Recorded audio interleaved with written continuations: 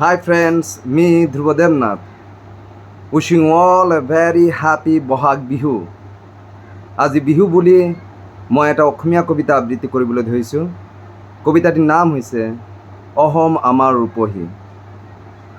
অহম আমাৰ ৰূপহী গুণৰো নাহে, ভাৰতৰে পূৰ্ব দিশৰ সূৰ্য উঠা দেশ।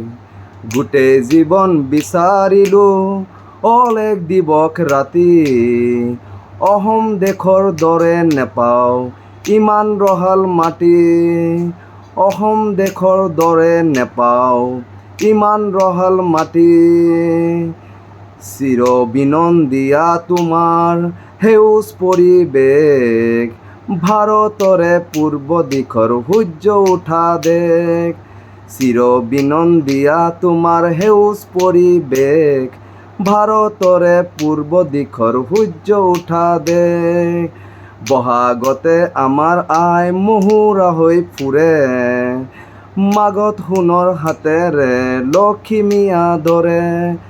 বহাগতে আমাৰ আই মহুৰা হৈ ফুৰে, মাঘত সোণৰ হাতেৰে লখিমী আদৰে। মাঘত সোণৰ হাতেৰে লখিমী আদৰে, মাঘত সোণৰ হাতেৰে লখিমী আদৰে। Thank you very much.